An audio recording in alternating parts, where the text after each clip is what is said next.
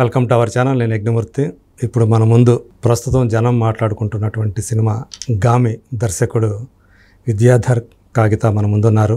Gaami cinema చూసిన వాళ్ళు ఎవరైనా సరే ఇది ఒక ఫస్ట్ టైం డైరెక్టర్ తీసిన సినిమా అని చెప్పి ఎవ్వరూ కూడా అనుకోరు. అలా రెగ్యులర్ ఫార్మాట్కి భిన్నమైనటువంటి రెగ్యులర్ ఫార్ములా సినిమాలను మనం ఏవైతే అనుకుంటామో అలాంటి వాటికి పూర్తి భిన్నమైనటువంటి ఒక సినిమాని, మరో లోకాన్ని మన ముందు చూపించారు ఆయన. సో ఆ దర్శకుడు ఇప్పుడు మన ముందున్నారు. సో చాలా విజయవంతం. యాక్చువల్గా నేను అనుకున్నది ఏంటంటే ఆ సినిమా క్రిటికల్గా మెచ్చుకుంటారే తప్ప జనం ఎక్కువ ఆదరించరేమో అనుకున్నా, కానీ నా అనుమానాలను పటాపంచలు చేస్తూ ఆ సినిమాని ఈరోజు కమర్షియల్గా కూడా జనం సక్సెస్ చేశారు. సో ఆ సినిమా గామి అనే సినిమా ఆ గమ్యం ఎలా సాగింది ఆయన గురించి తెలుసుకుందాం. నమస్తే విద్యాధర్ గారు. నమస్కారం. చాలా సంతోషం. సో ఫస్ట్ ఆఫ్ ఆల్ మీకు కంగ్రాచులేషన్స్ అండి. థ్యాంక్ యూ అండి. గామి సినిమా అటు క్రిటికల్గా మెప్పించడమే కాకుండా ప్రజలను కూడా జనాలను కూడా ఒక కొత్త సినిమా చూసామని ఒక అనుభూతిని కల్పిస్తూ కమర్షియల్గా కూడా మంచి సక్సెస్ వైపు పరుగులు పెడుతూ ఉంది. అందుకు మీకు ఫస్ట్ కంగ్రాచులేషన్స్.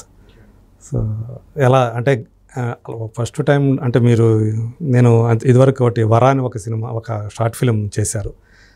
అది చూసిన తర్వాత ఇది చూసినప్పుడు నాకు కొంత అర్థమైంది. అంటే మీరు అంటే మీకు సైన్స్ అన్నా అది చూసారంటే నేను కొంచెం నమ్మలేకపోతున్నాను. ఓకే, సైన్స్ ఫిక్షన్ అన్నా కొంత ఇంట్రెస్ట్ ఉందేమో అని చెప్పేసి అనుకున్నాను.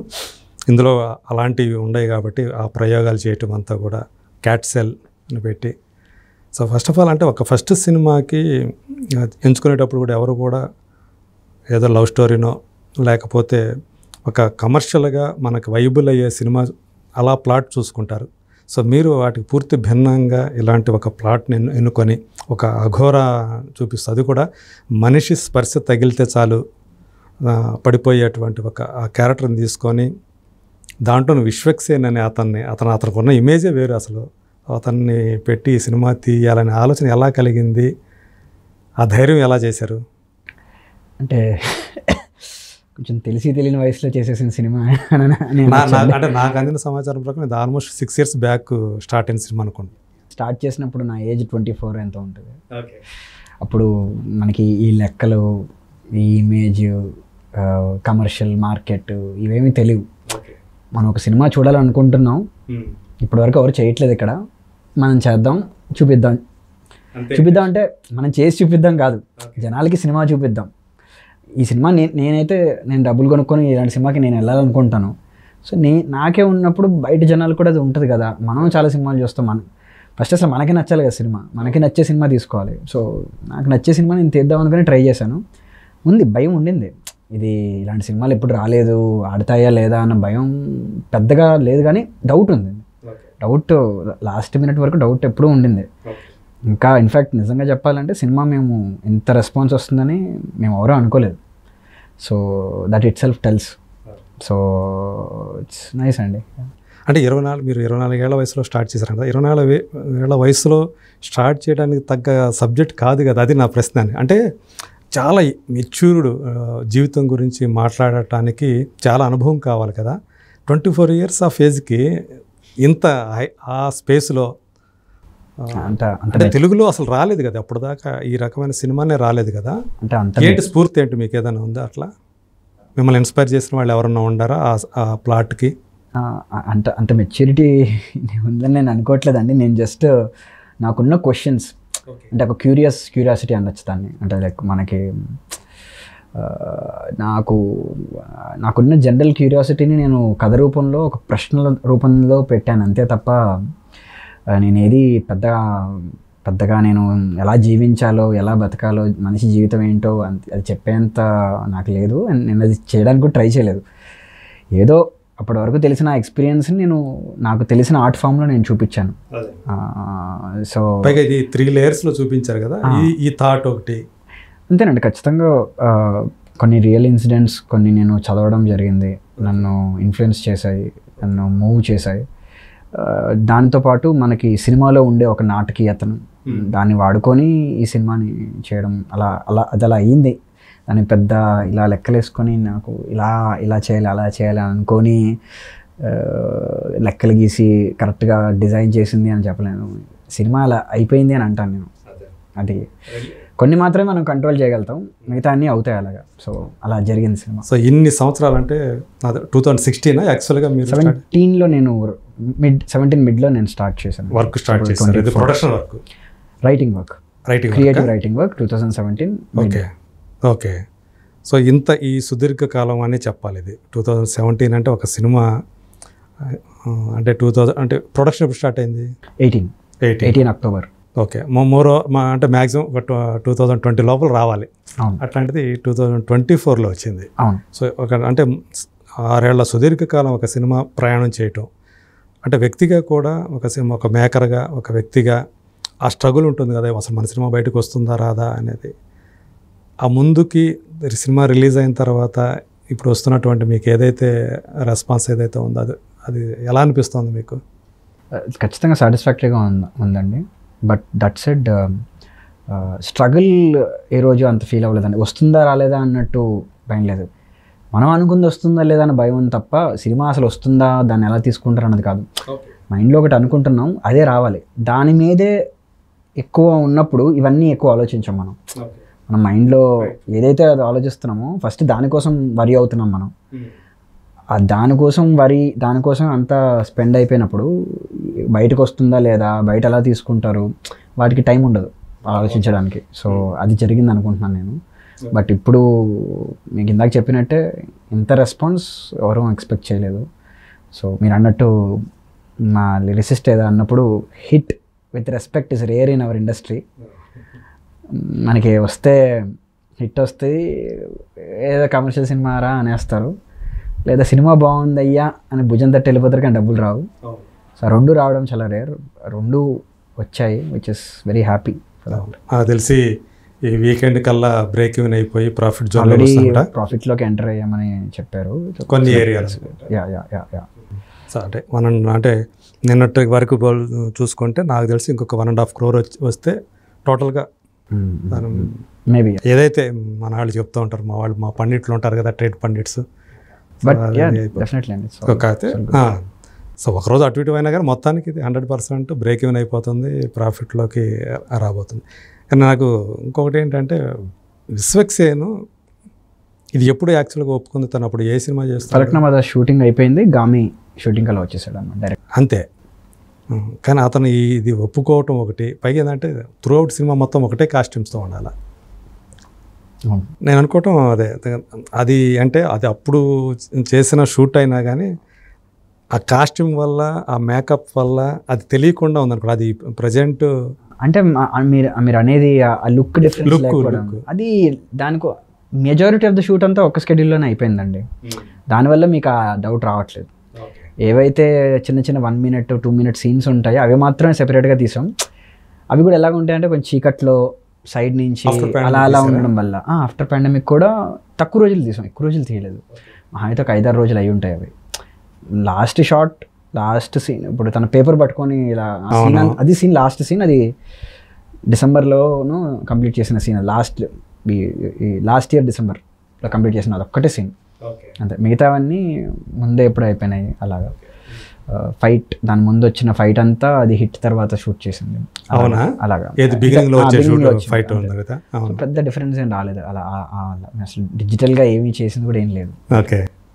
సో విశ్వక్సేన్ గురించి చెప్పాలంటే ఏం చెప్తారు తను మీకు? అంత మీరు అన్నట్టు అండి, అదే కెరీర్ స్టార్ట్ చేశాడు, చాలా ధైర్యంగా ఈ సినిమాని ఒప్పుకున్నాడు, అదే చాలా చెప్తుంది. ఇప్పుడు రిలీజ్ అవుతుందంటే తను ఏమన్నా అంటే ఇది మన రైట్ టైమా కాదా అని అట్లాంటి ఏదన్నా కొంచెం ఇదయ్యాడా? అంటే తన సినిమాని నమ్మాడండి, అంతే. సినిమాని తన చాలా స్పెషల్ సినిమా తీస్తున్నాను తను నమ్మాడు. ఆ నమ్మకం ఒక రకంగా తను కూడా ఈ సినిమాలో భాగమయ్యాడా? ఖచ్చితంగా సినిమాని ఏ విధంగా సపోర్ట్ చేయాలో తను ఖచ్చితంగా కంప్లీట్లీ సపోర్ట్ చేశాడు. సో తన నిజంగా చాలా ముందు ఆలోచించాడు. తను ఆలోచిస్తారు ఎవరైనా ఇలాంటి సినిమాలు చేయాలంటే కమర్షియల్లీ వర్కౌట్ అవుతుందా లేదా, ఇవన్నీ ఉంటాయి కదా. అవేమీ లేకుండా అసలు కథ వినగానే వెంటనే మనం చేస్తున్నాం, వెంటనే ఆ షూటింగ్ అయిపోయింది, ఇలా షూటింగ్ వచ్చేసాడు డైరెక్ట్ స్టార్ట్. అదే తన బాడీ లాంగ్వేజ్ చూస్తే మామూలుగా ఎలా ఉంటుందో అందరికీ తెలుసు. ఇందులో పూర్తిగా ఫుల్ కాంట్రాక్ట్ గాను తన మాట తీరు కొంచెం అలా ఉంటుంది, కానీ మనిషి చాలా మంచోడు. అతి తక్కువ డైలాగులతోటి క్యారెక్టర్ని అది కూడా ఒక మంచి విషయం లాగా అనిపించింది. పాత్ర కోసం చేయాల్సి వచ్చింది. అదే కాకపోతే ఒకటి మీరు ఎందుకొని ఏదైతే ఇందులో ఒక యాంటాగనిస్టులు అని అంటారో వాళ్ళని అలా వదిలేశారు ఎందుకొని? దానికి ఏమైనా మళ్ళీ సీక్వెల్ ఏమైనా ప్లాన్ చేస్తున్నారా? నా డౌట్ వచ్చింది అందుకని. మీరు లాస్ట్లో ఎండింగ్ క్రెడిట్స్లో అది చూపించకపోయినా సీక్వెల్ ఏం లేదండి. అదే అండి, గామిలో చాలా వరకు మేము కొన్ని చాలా చెప్పడం చాలా ఉంది, చాలా వాస్ట్ అన్నిటినీ ఏది ఇంపార్టెంటో దానికే వెళ్ళాం మేము. మిగతావన్నీ ఆడియన్స్కే వదిలేసాం మేము. అది కొంతమంది వాటిని కంప్లీట్గా ఫీల్ అవుతారు, కొంతమంది వాటిని ఇన్కంప్లీట్గా ఫీల్ అవుతారు. అదొక క్రిటిసిజం అవ్వచ్చు, అది కొంతమందికి నచ్చచ్చు, కొంతమందికి నచ్చకపోవచ్చు. As a maker I have to respect that and accept it. But నా ఒపీనియన్ ఇంత ఘోరాలు చేసే వాళ్ళని అలా ఎందుకు డైరెక్టర్ వదిలేసాడు? హ్యాపీ ఎండింగ్ అయితే కాదండి ఖచ్చితంగా. అది నా దృష్టిలో అయితే నా దృష్టిలో అది హ్యాపీ ఎండ్, వాళ్ళకేమీ హ్యాపీ ఎండింగ్ రాలేదు. సో ఈవెన్చువలీ అయ్యింది. కాకపోతే హ్యాపీ ఎండింగ్ అంటే ఒక సైడ్ నుంచి అనుకోవచ్చు, ఒక యాంగిల్ నుంచి. ఎందుకంటే తనకి ఏదైతే రుగ్మత ఉందో దాని నుంచి అతను బయట మనకు అది ఇంపార్టెంట్. మన ఐ థింక్ మీరు చాలా మంచి క్వశ్చన్ అడిగారు. అది అంటే రివెంజ్. మనం ఏదైతే సినిమాలో ఎక్కువ రివెంజ్ చూస్తామో, లాస్ట్కి విలన్ని చంపితే కానీ ఒక రివెంజ్ అనేది అది అనుకుంటాం. కానీ అలా వెతకూడదేమో రివెంజ్ని మనం ఎప్పుడు. రివెంజ్ అదే మనం సినిమా థీమ్ ఉంటుంది కదా, మనకేం జరుగుతుంది అనేది మన చేతుల్లో లేదు, కానీ అలా జరిగిన దానికి తిరిగి ఏం చేయొచ్చో అది మన చేతుల్లో ఉంటుంది. ఓకే, అంటే నేను ఇంకా మీరు ఒకటి అన్నారు పాయింట్, నేను రివెంజ్గా కూడా అంటలా. ఒక చెడు జరుగుతున్నప్పుడు ఆ చెడుని ఎదుర్కొనేవాడు ఎవడో ఒకడు ఉండాలి కదా, ఆ పాయింట్. అలా జరిగిన దానికి మనం రివెంజ్ కాదు కదా సొల్యూషన్. ఎప్పుడు మనం దానికి ఏం చేయాలో అది చేయాలి తప్ప మనం ఏదైతే సమస్య ఉందో ఆ సమస్య నుంచి బయటపడాలి. దాన్ని మనం ఎలా తీసుకుంటామో, మా సమస్యను ఎలా పరిష్కరిస్తాం అన్నది ఆలోచించాలేమో, కానీ ఆ రివెంజ్ ఎలా తీర్చుకోవాలన్నట్టు పే ఆఫ్ పరంగా. కానీ నా దృష్టిలో పే ఆఫ్ ఉంటుంది. దాన్ని మనం చాలా ఇండైరెక్ట్గా చూపించడం జరిగింది అది. బట్ తన సమస్యకి తను బయటపడ్డా లేదా, అది that is where I want the audience to find satisfaction, not so that he could go and take revenge. అక్కడికన్నా తన ఆ సమస్యను తను ఎలా ఎదుర్కొని దాన్ని ఎలా పరిష్కరించుకున్నాడు దగ్గర సాటిస్ఫాక్షన్ ఉండాలేమో. మీరు ఎక్కడైతే అది ఫస్ట్ ఇనిషియల్గా ఓపెనింగ్ సీన్లో చూపిస్తారో అతనికి ఆ స్పర్శ తగిలితే ఏదైతే ఉందో దానికి సొల్యూషన్ చివరిలో చూపించాడు, అదే దాంతో ఎండ్ చేశారు. కానీ ఇది మీరు చూస్తే సినిమాలో మ్యాక్సిమం ఎక్కువ అంతా కూడా ఇది ఎక్కువ శీతల ప్రదేశాల్లోనే, మంచు ప్రదేశాల్లోనే తీశారు కదా. అంటే ఎక్కువ లేకపోతే విఎఫ్ఎక్స్ తోటి ఏమన్నా మాకు అదే సినిమా మ్యాజిక్ అనొచ్చు దాన్ని. రెండు కలిపి రియల్గా తీసాము, విఎఫ్ఎక్స్లోనూ చేసాము. అన్నీ ప్రతి ట్రిక్ వాడాలి అంతే కదండి. సినిమా అంటేనే ఒక మ్యాజిక్ ట్రిక్స్. అంటే అప్పుడు మీ 24లో మీరు 25 years ఆఫ్ ఏజ్లో మీరు షూట్ చేసి ఉంటారు. అవును. అక్కడికి వెళ్ళి చేయటం ఆ ఎక్స్పీరియన్స్ ఎలా ఉండింది మీకు? అంటే ప్రాక్టికల్గా మీరు కాగితం మీద రాసుకున్నది వేరు, ప్రాక్టికల్గా అక్కడికి వెళ్తే అక్కడ ఉండే వాతావరణ పరిస్థితులు వాటిని ఎదుర్కోవటం వేరు. మనం ఖచ్చితంగా రియాలిటీని ఎదుర్కోవటం వేరు. దాన్ని ఇచ్చేసారు. ఎలాగా అంటే చెప్పలేమండి. అలా అంటే దూకి బయటకు రావాలంతే. బయటకు వచ్చేసరికి సినిమా ఉంది. ఆ కష్టాలు అదంతా కూడా అంతేనండి. కష్టాలు అన్న పేరు వాడలేమండి, ఆడుకున్నాం అంటాం మేము. అంతేనా? అందరు ఫ్రెండ్స్, మా పనిచేసిన టీం అందరూ పాపం నేను ఏదైతే చేస్తారో వాళ్ళకు కూడా సినిమా అంటే ఇష్టం. అందరికీ నాకెంత కసి ఉందో వాళ్ళకు అంతే కసి ఉంది. సో అందరం కష్టపడ్డాం. విశ్వక్ కానీ, చాందని కానీ, వీళ్ళందరూ మధ్యాహ్నం మాకు ఫుడ్ ఉండదు, అసిస్టెంట్లు ఉండరు, క్యారవాన్ ఉండదు. అక్కడే చలేస్తే ఏదైనా మంట పక్కకెళ్ళి చెక్క కొట్టుకొని దానికి కెరసనాయిల్ వేసి మంట పెట్టుకొని ఆ మంట ఖర్చుకునే వాళ్ళం. మామూలుగా పెద్ద ప్రొడక్షన్లు అయితే పెద్ద హీటర్లు, క్యారవాన్లో ఏసీ హీటర్స్ అవన్నీ ఉంటాయి. అవేమీ లేకుండా చేసాం. మామూలు వ్యక్తులు వెళ్తే ఎలా కష్టపడతారో అలాగే అందరం అలాగే కష్టపడ్డాం. అలా చేయగలిగితేనే ఇలాంటివి వస్తాయి. అమ్మాయి కూడా మీతో కష్టపడింది. అమ్మాయి ఇంకా ఎక్కువ కష్టపడిందండి. వాష్రూమ్స్ ఉండవు అమ్మాయిగా, అసలు టాయిలెట్స్ డీప్ మౌంటైన్స్ కదండి, ఏముంటాయి అక్కడ ఒక క్యారవాన్ తీసుకెళ్లాలంటేనే ఇంపాసిబుల్ అసలు. సో అలాంటి ప్లేసెస్లో తను చాలా కోఆపరేటివ్గా, చాలా సపోర్టివ్గా తను చేయగలిగింది, తను చేసింది. సో ఇట్స్ మ్యాజిక్ అండి. It's happened. అందరూ అలా నమ్మారు, అలా జరిగింది. సో విద్యాధర్ అనే పేరు ఇప్పుడు ఆ సినిమా తర్వాత చాలామంది చెప్పుకుంటా ఉన్నారు. సో ఏమనిపిస్తుంది? మీ మొదటి బేబీ ఇది. అంటే ఏముందండి, సినిమా చేసాం, బయటకు వచ్చింది అంతే. ఇంకా ఆ ఫీడ్బ్యాక్ అనేది ఆ సాటిస్ఫాక్షన్ ఉంటుంది. ఇది మన ఫస్ట్ బేబీ బయటకు వచ్చి జనం అందరూ కూడా దాన్ని బాగుందని మెచ్చుకుంటుంటే కలిగే ఆ ఆనందం అది ఫీల్ అవుతున్నారా? ఖచ్చితంగా సాటిస్ఫాక్షన్ ఉంది. అదే అంటే ఒక షార్ట్ ఫిల్మ్ మేకర్గా మీరు జర్నీ మొదలుపెట్టారు. Yeah. సో ఇప్పుడు అంటే ఏంటి మీరు ఒక ఫిల్మ్ మేకర్గా అంటే ఏ టైప్ ఆఫ్ ఏ జానర్స్కి ఎక్కువగా మీకు యాప్ట్ అవుతాయి అనుకుంటున్నారు? మీకు అలా ఉందా? అలాంటిది ఏదైనా ఉందా? అంటే జానర్ అని చెప్పడం కన్నా అండి, ఏది చేసినా ఎక్సైటింగ్గా ఉండాలి. అంటే ఏ జానర్ అయినా పర్లేదు, సైన్స్ ఫిక్షన్ అనేది ఎక్కువ ఇంట్రెస్ట్ ఉందా? అలాగే లేదండి. మీరు దీన్ని సైన్స్ ఫిక్షన్ అని మీకు ఏదో చిన్న ఒక స్టోరీ వల్ల సైన్స్ ఫిక్షన్ ఉంది తప్ప, మీరు శంకర్ వర్రా కూడా చూసినప్పుడు కూడా అక్కడ కూడా సైంటిస్టులు కనపడతారు కదా, అదొకటి. ఇప్పుడు దీంట్లో సైన్స్ పరంగా కన్నా మీకు శంకర్ కానీ మైథాలజీ అదంతా హిమాలయాలు వెళ్ళడం, మాలిపత్రాలు అనడం, మన ద్రోణగిరి పర్వతాలు కానీ అన్ని మైథాలజీ. అది మైథాలజీ కూడా చెప్పచ్చు మీరు. అలా అంటే ఇప్పుడు మీరు ఆ దేవదాసి కథను తీసుకుంటే అది ప్యూర్ డ్రామా, ఆ డ్రామా అనొచ్చు దాన్ని. సో అన్నీ ఉన్నాయి, టచ్ చేశారు మొత్తం అంతా కూడా. అంటే తెలియకుండా కథ కోసం సినిమా కోసం అయ్యే యాక్సిడెంటల్గా అయ్యే థింగ్స్ కదండి ఇవన్నీ. ఇది చేయాలని అనుకోము, కానీ ఖచ్చితంగా గామీలో ఒక జానరా కంటూ స్టిక్ అవ్వలేదు. కలుపుకుంటూ వెళ్ళాం, జానరాని బ్రేక్ చేసుకుంటూ వెళ్ళాం, జానరాని కొంచెం వాడుకున్నాం. మీరు అన్నట్టు ఇది ఏ జానర్ అంటే చెప్పలేదు. బట్ అదే అండి. సో జానరా ఫిల్మ్స్ చేయాలని నాకు కూడా, జానరా ఫిల్మ్స్ నాకు ఇష్టం, నేను చేస్తాను. కానీ బట్ అన్నిటికన్నా మోస్ట్ ఇంపార్టెంట్ ఈ జానరా, ఈ సబ్జెక్టు, ఈ బడ్జెట్, ఇవన్నిటికన్నా ఎగ్జైటింగ్గా ఉండాలి. ఆ సినిమా 5 కోట్లైనా పర్లేదు, 500 కోట్లైనా పర్లేదు, ఎగ్జైటింగ్గా ఉండాలి చేయడానికి. ఫస్ట్ అది చేయడానికి ఎగ్జైట్మెంట్ దొరికితే ఆ సినిమా చేస్తాం. మీకు సపోర్ట్ రిలీజ్ అయిన తర్వాత మీకు ఆ సపోర్ట్ దొరికిందా ఇండస్ట్రీ నుంచి? ఖచ్చితంగా అండి. ఇట్స్ లైక్ కాంప్లిమెంట్స్ ఎవరి దగ్గర నుంచి వచ్చినాయి అనుకో? వచ్చాయండి అసలు చాలా. ఇంకా మీ డైరెక్టర్స్ మిస్ అవుతాను ఖచ్చితంగా నేను. ముఖ్యంగా బిగ్గెస్ట్ థింగ్ రాజమౌళి గారిని కలవడం జరిగింది. అసలు దానికి మించి ఇంకేం కావాలి అసలు. 6 ఏళ్ళు కష్టపడి తీసాము ఆయన. అసలు ఆయన కలవడం, రిలీజ్ ముందు కలిసాము. ట్రైలర్ చూసి పిలవడం జరిగింది. ట్రైలర్ చూసి ఆయన అప్రిషియేట్ చేశారు. ఆయనే పిలిచారా ట్రైలర్ చూసి? మా టీం, నేను మా ప్రొడ్యూసర్, మనం ఈరోజు రాజమౌళి గారిని కలుస్తున్నాం అన్నారు. అండ్ నేను వెళ్ళాను. Like so it was brilliant. ఆయన జెన్యూన్గా ట్రైలర్ చూసి అప్రిషియేట్ చేశారు. ఇన్నేళ్ళ కష్టం చాలు. ఆయన ఒక 10 నిమిషాలు ఆయనతో, ఇన్నేళ్ళ కష్టంగా అంత 10 నిమిషాలు దొరికింది చాలు. ఇంకేం సినిమా చూడలేదా? తెలియదు, ఆయన వర్క్స్లో ఉంటారు కదా. అవునవును. సో ఆయన బిజీలో ఉన్నారు. బట్ ముందుగా ట్రైలర్ చూసి మెచ్చుకున్నారంటేనే that itself is more for us. అవునవును. ఆయన దృష్టిలో ఇది పడింది, గామి అనేది ఒక పడింది.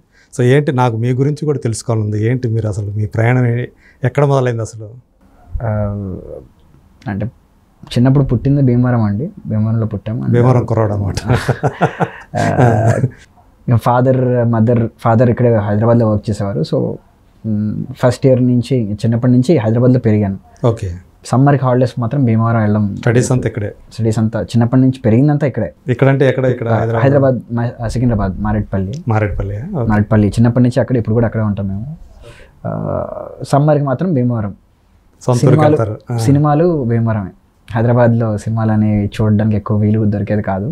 అక్కడ అందుకే భీమవరం గురించి ఏం చెప్పాలంటే సినిమాల గురించే చెప్పాలి. ఇంకా సినిమా ప్రియులు వాళ్ళు మాట్లాడుకుంటే రెండింటి గురించి మాట్లాడుకుంటారు, పాలిటిక్స్, సినిమాలు. సో అక్కడికి వెళ్ళడం, సినిమాలు విపరీతంగా చూడడం చిన్నప్పటి నుంచి. అక్కడ కూడా స్నేహితులు ఉన్నారు మీకు? అంటే బంధువులు చాలా, మొత్తం చుట్టాలందరూ భీమవరమే ఇక్కడ. చాలా బంధువుల్లోనే స్నేహితులు ఉంటారు అంటున్నారు. బంధువులు అంతే, కజిన్స్ వాళ్ళు వీళ్ళు ఉంటారు కదా, ఉండరు. ఫ్రెండ్స్ ఉండేవాళ్ళు, వాళ్ళు కూడా సినిమాలు తీసుకెళ్ళేవాళ్ళు. చాలా ఏ సినిమాకి పడితే ఆ సినిమాకి వెళ్ళిపోయేవాళ్ళు. బాగా చిన్నప్పటి నుంచే, ఇది మరీ 6-7 వయసు నుంచే తీసుకెళ్ళిపోయేవారు సినిమాలకి. సో అది పెంచింది సినిమాలు. ఓకే. అట్లాగే మీకు కూడా ఆ సినిమా పిచ్చి అంటుకుంది మీకు కూడా? అలా స్టార్ట్ అయ్యి భీమవరంలోనే అంటుకుంది. ఓకే. అంటే ఏదో ఒకటి మనని స్ట్రైకింగ్ ఉంటుంది కదా, ఇది మనం కూడా ఎలా చేయాలరా అని చెప్పేసి అలా అనిపించిన సినిమా ఏదైనా ఉందా అట్లా? లేకపోతే డైరెక్టర్ కానీ? అంటే అది ఒక్క సినిమా చెప్పడం ఎప్పుడు కొంచెం కష్టమే అవుతుందండి. అది కొన్ని సినిమాలు అన్నీ కలిసే అవుతాయి. అది ఖచ్చితంగా ఒక సినిమా ఎప్పుడూ అవ్వదు, ఎవరికైనా అవ్వదేమో. కానీ అదే ఒక రకరకాల స్టేజెస్ అవుతాయండి. అంటే ఇప్పుడు చిన్నప్పుడు విఠలాచార్య గారి సినిమాలు ఎక్కువ చూసాను టీవీలో, జగన్మోహిని, వైట్ దెయ్యం కాళ్ళల్లో అవి పెట్టి అన్నీ చిన్నప్పుడు చాలా బాగుండేవి. కత్తికాంతారావు గారి సినిమాలు ఉండేవి. కమలాకర్ కామేశ్వరరావు కూడా డైరెక్టర్ అప్పట్లో. అంటే ఎక్కువ ఫ్యాంటసీ అనేది ఫ్యాంటసీ ఇప్పుడు తీసుకెళ్ళేవారు కాదు కాబట్టి ఫోక్లోర్ జానపదం ఎక్కువగా ఈటీవీలో వచ్చేవి. ఇవన్నీ ఇవి చాలా ఎక్కువ చూసాను చిన్నప్పుడు నేను. అవి బాగా చాలా ఇన్ఫ్లుయెన్స్ చేశాయి చిన్నప్పుడు. అర్థమవుతుంది నాకు. సో అవి చూసి చీపురుపులు పట్టుకొని ఇలా కత్తికాంతారావు చేయడాలు, చిన్నప్పుడు కృష్ణ గారి కౌబాయ్ ఫిల్మ్స్ అవి టీవీలో వచ్చాయి మనకి. అంటే అప్పటికి నేను చాలా పాత సినిమాలు చెప్తున్నాను, కానీ అవే టీవీలో వచ్చాయి కాబట్టి నేను అవే చూశాను. థియేటర్కి వెళ్ళే వాళ్ళం కాదు. అప్పటికి మెగాస్టార్ చిరంజీవి గారి సినిమాలు, నాగార్జున సినిమాలు అన్నీ ఆడేవి అప్పట్లో. అవి తీసుకెళ్లేవారు కాదు, టికెట్లు దొరికేవి కాదేమో అప్పట్లో. మరి టీవీలో మాత్రం టీవీ కూడా ఇవి చూసేవాళ్ళం. బట్ కొంచెం వయసు ఊరు వెళ్తే ఇంకొంచెం పెద్ద హీరో సినిమాలన్నీ చూపించేవారు. అలా కోడి రామకృష్ణ గారి సినిమాలు చూడడం ఎక్కువ. అమ్మోరు కానీ దేవి చాలా థియేటర్లో చూసి భయపడడం అయినా గుర్తున్నాయి. గుణశేఖర్ గారు గ్రాఫిక్స్ అదే స్పెక్టకల్ గ్రాఫిక్స్ అనడం కన్నా అద్భుతం. దాన్ని నవరసాల్లో ఒక రసమైనది మనం అక్కడ. అది శ్యాంప్రసాద్ రెడ్డి గారు కోడి రామకృష్ణ గారు కాంబినేషన్ ఖచ్చితంగా వాళ్ళు విజనరీస్ వాళ్ళిద్దరూ. వాళ్ళు చేయడం కానీ శ్యాంప్రసాద్ రెడ్డి గారు అక్కడ వరకు వెళ్ళి ఆ విఎఫ్ఎక్స్ అన్ని చెప్పించడం మనకి ఇక్కడ లేవు. ఆయన నేర్చుకొని అలా తీయాలని అనుకోవడం. సో ఇవన్నీ కల్మినేషన్. ఇంకా ఒక పాయింట్ తర్వాత ఎంఎస్ రాజు గారు దేవి పుత్రుడు ఖచ్చితంగా కోడి రామకృష్ణ గారి సినిమాలు అసలు వెరీ క్రూషియల్ ఉంటాయి. ఎస్వి కృష్ణారెడ్డి గారి సినిమాలు, ఈవి సత్యనారాయణ గారి సినిమాలు, జమ్మలగిడి పంబ లాంటివి కానీ ఆయన కూడా చాలా out of the box think చేసేవారు కొన్ని సినిమాలకి. అసలు అసలు చాలా బ్రేవ్ థింగ్ అది. ఎస్వి కృష్ణారెడ్డి గారు కూడా లైక్ డ్రామాల్లో, అంటే ఇవి అద్భుతాలు పక్కన పెడితే డ్రామాలు కూడా మాయలోడు, రాజేంద్ర గదేడు చిన్నప్పుడు అసలు చాలా చాలా ఇష్టమైన సినిమా. గతోత్కచుడు కానీ మనసుకు హత్తుకునే సినిమాలు అద్భుతంగా ఉంటాయి. ఇవన్నీ టీవీలోనే, మళ్ళీ సినిమాల్లో థియేటర్లో చూసింది కాదు. సో ఇవి మెయిన్ చిన్నప్పటి డైట్ అనమాట. ఇంకా ఎదిగిన తర్వాత ఇంకా మా రాజమౌళి గారు, వి వినాయక్ గారు, ఎట్ల గారి సినిమాలు ఇవి థియేటర్కి వెళ్ళి చూడడం బాగా. అఫ్కోర్స్ రాజమౌళి గారు దీంట్లో సెపరేట్ ప్లేస్ ఉంటుంది. ఇంకా దాని తర్వాత వరల్డ్ సినిమా చూస్తాం మనం.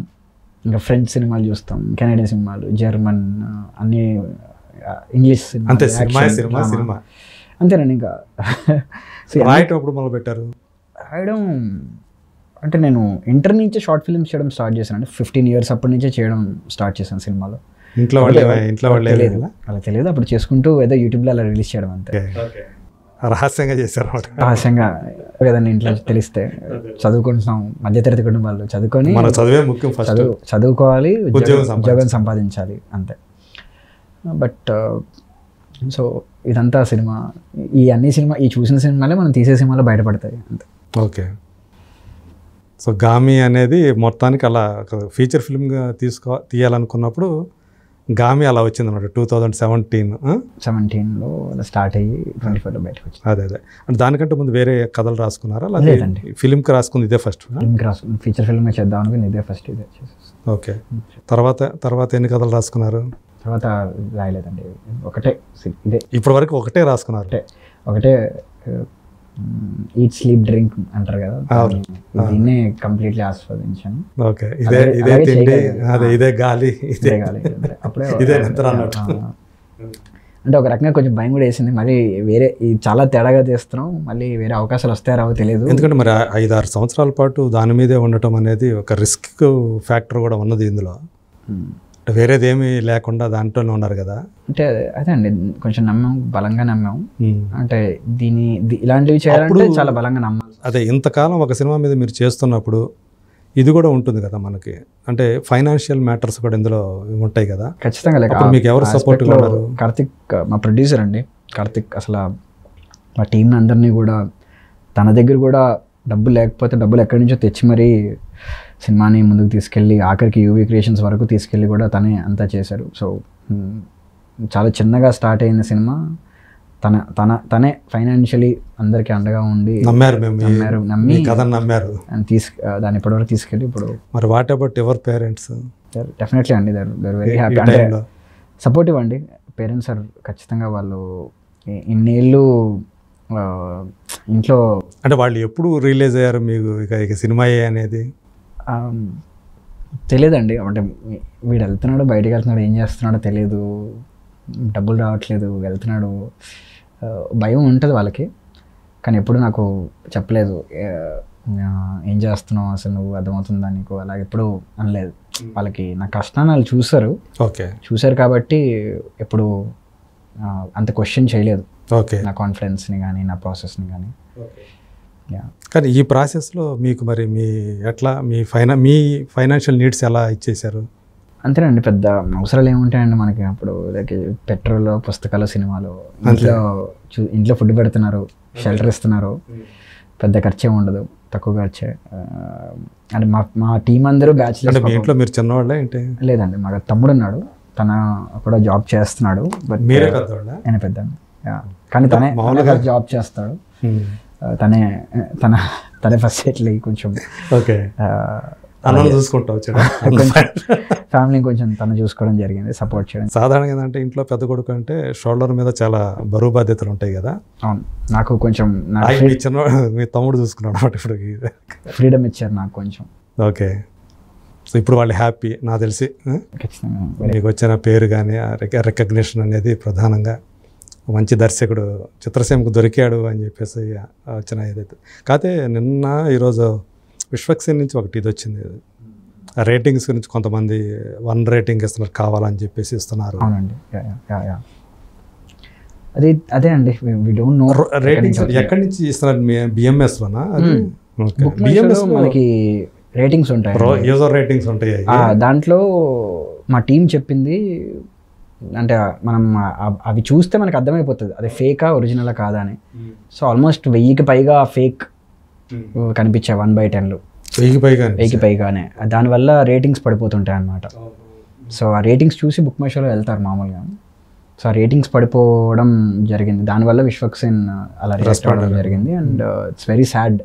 అది ఎవరు చేస్తున్నారు, ఎందుకు చేస్తున్నారో మనకు తెలియదు. కానీ ఒక చాలా దారుణమైనటువంటి విషయం అది. అలా కావాలని వేరే సినిమాలు కూడా జరిగిందంట, తెలియదు. అవును, ఈ మధ్య ఇది రీసెంట్ గానే జరుగుతుంది. ఇది సాడ్, వెరీ సాడ్. సో ఇప్పుడు ఏంటి నెక్స్ట్ అంటే దీని ఈ ఏదైతే వచ్చిందో ఆ ఫీడ్బ్యాక్ తర్వాత ప్రజల నుంచి వచ్చిన ఆదరణ, దీన్ని ఎంజాయ్ చేయటంలోనే ఉన్నారా, లేకపోతే నెక్స్ట్ మీ జర్నీ ఏంటి నెక్స్ట్? అదే అండి, అంటే సినిమా చేయడం వరకే మన చేతుల్లో ఉంది, వదిలేసాక ఇంకా వాళ్ళ సినిమా అది. వాళ్ళు తిడతారా, ప్రేమిస్తారా, అది వాళ్ళ సినిమా ఇంకా. సో ఏదైనా యాక్సెప్ట్ చేయాలి నేను. అది పక్కన పెడితే ఇంకా వేరేవంటే ఉన్నాయండి కొంచెం, అసలు కొంచెం అది కూడా ఏంటి ఎలాగా అన్నట్టు ఉన్నాయి. సో అప్పుడే ఎందుకు ఆ టెన్షను, కొంచెం కొన్ని రోజులు కొంచెం పడుకుందాం అంతే.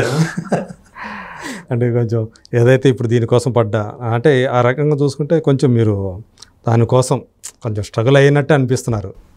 ఈ సినిమా బయటికి రావటం అనేది ఒక పెద్ద ప్రాసెస్ లాగా అయి ఉంటుంది. నేను కానీ మా టీం కానీ అందరూ అదే అలా చేయడం వల్ల. టీంలో మీకు ప్రధానంగా మీకు బాగా సపోర్ట్గా నిలిచింది ఎవరంటే ఎవరి పేరు చెప్తారు? Other than caste, other than my producer and caste, Pratyush అని నా కోరైటర్ అండి. ఓకే, సినిమా ఇన్నేళ్ళు నా పక్కనే ఉండి ఓకే ప్రతి డెసిషన్లోనూ నాతో పాటు ఉన్నాడు తను. ఓకే, తన ప్రత్యూష్ తన డైలాగ్ రైటర్గా వచ్చాడు ఫస్ట్. ఓకే, బట్ తన చేసిన చేంజెస్ అన్నీ సినిమా పరంగా, స్క్రిప్ట్ పరంగా చాలా మంచి చేంజెస్ అవన్నీ, ఎడిటింగ్ పరంగా, ఓకే, విఎఫ్ఎక్స్లో కూడా హెల్ప్ చేశాడు తను. ప్రతి ప్రాసెస్లో నా పక్కన. రైటింగ్ క్రెడిట్స్లో మీ ఇద్దరిదే ఉందనుకుంటా కదా? ఎస్. సో కో డైరెక్టర్గా కూడా తనే చేశాడు. సో ప్రతి యాక్టర్స్ దగ్గర అరేంజ్ చేయడం దగ్గర నుంచి, కాస్ట్యూమ్స్ చూసుకోవడం దగ్గర నుంచి, మేకప్ చూసుకోవడం దగ్గర నుంచి ప్రతి డెసిషన్లోనూ తను ఉన్నాడు. ఓకే, సో ఖచ్చితంగా తనకు చాలా మేజర్ క్రెడిట్ వెళ్తుంది. ఇంకా అలా కాకుండా మా production designer Pravalya Duddipudi and Sunil, VFX supervisor Sunil Chinta, music Naresh Kumaran, DOP Vishwanath Chilumala, మా ఎడిటర్ రాఘవేంద్ర తిరుణ్, మా sound department Sachin Sudhakaran and sync cinema Aravind Menon, వీళ్ళ టీమ్. సో వీళ్ళందరూ కూడా it's like they were crucial. మీకు బలం అన్నమాట వీళ్ళందరూ. ఖచ్చితంగా అందరూ అసలు చాలా డీప్గా నమ్మి చేసిన ప్రాజెక్ట్స్. కాబట్టి అది మీకు మామూలుగా మీరు అనుకున్న ఏదైతే అంటే ప్రొడ్యూసర్ ఏమన్నా ఇట్లా ఇంత బడ్జెట్ అని చెప్పేసి మీకు ఏమన్నా చెప్పారా, లేకపోతే ఆపోజిట్ ఉంటుందండి. నేను ఎప్పుడు ఇంతలో తీసేద్దాం అంటాడు. ఆయన ప్రొడ్యూసర్ వచ్చి ఇది తీసుకోవచ్చు కదా, ఇంతలా ఎందుకంత కష్టపడతారు, ఇంత పెట్టుకోండి అన్నట్టు ఉంటాడు. అలా ఆపోజిట్ మాది. ఓకే, కార్తీక్ కల్ట్ క్రియేషన్స్ అని పెట్టుకోండి అందుకు. అంతే, ఎప్పుడు ఆపోజిట్. సో తను కల్ట్ ఫిల్మ్స్ తీయాలని చెప్పేసి ఫిక్స్ అయినట్టున్నాడు. అంతే, దానికోసం ఇక బడ్జెట్ అనేది ఏమేమి ఉండదు. మనిషి కూడా కల్ట్ మనిషి. కల్ట్ మనిషి.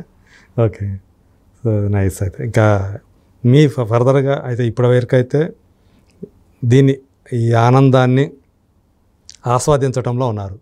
సో ఫర్దర్గా అంటే ఎవరన్నా డైరెక్టర్సో లేకపోతే ప్రొడ్యూసర్సో లేకపోతే అంటే హీరోలు ఎంక్వైరీస్ చేయటం కానీ అవన్నీ ఏమన్నా ఉందా? జరుగుతుందండి, రోజు వస్తున్నాయి. ఓకే, కానీ మీ దగ్గర కథలు లేవంటున్నారు మళ్ళీ. అదే లేవంటే లేవు చెప్తాం. ఇప్పుడు సపోజ్ ఎవరన్నా అవసరం ఒక హీరో మిమ్మల్ని పిలిపించి మనం చేద్దామంటే తెలియదన్న ఏదో ఏదో అదేనండి, ప్రాసెస్ అలా స్టార్ట్ అవ్వకూడదు. ఎవరో పిలిచారు కదా అని ఎవరో కాదు.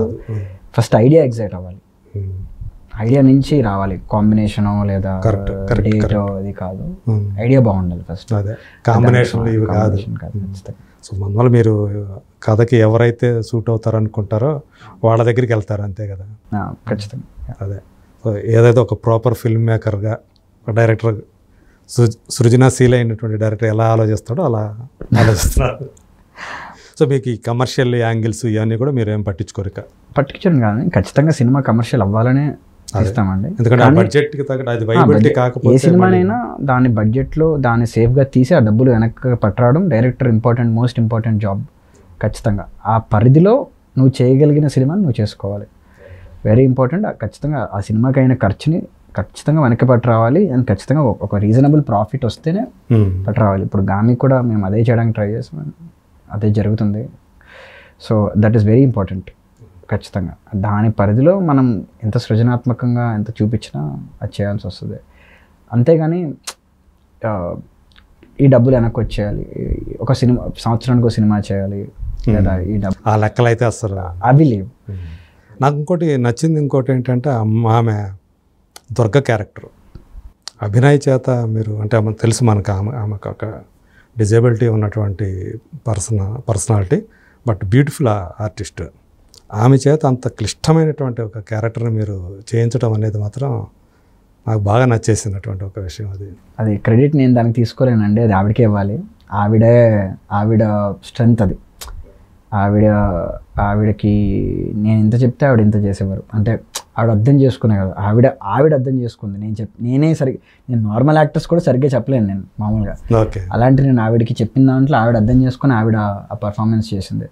కాకపోతే ఆవిడకి టైం స్పెండ్ చేయగలిగాం మేము. ఆవిడ ఇంటికి వెళ్ళాము షూట్కి ముందు, నేను మా రైటర్ కలిసి డైలాగ్స్ డిస్కస్ చేసేవాళ్ళం, డైలాగ్స్ పలికించేవాళ్ళం, ఎలాగా నోరు ఎలా తిరగాలి లిప్ సింక్ తగ్గట్టుగా చేయించేవాళ్ళం.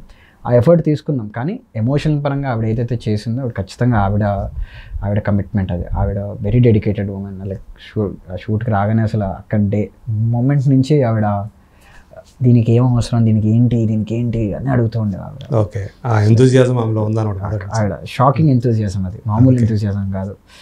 నేను దీన్ని ఎలాగైనా చేయాలి అంత కసి కనిపిస్తుంది. ఆవిడని చూస్తుంటే మనకి ఎనర్జీ వస్తుంది. సో ఆవిడ ఏం చేసిందో అది ఆవిడ క్రెడిట్. అదే అంటే ఆమెకు కూడా ఒక మంచి క్యారెక్టర్ మీరు ఇచ్చారు, దాన్ని యూటిలైజ్ చేసుకోవాలని ఆమె కూడా అనుకొని ఉంటారు.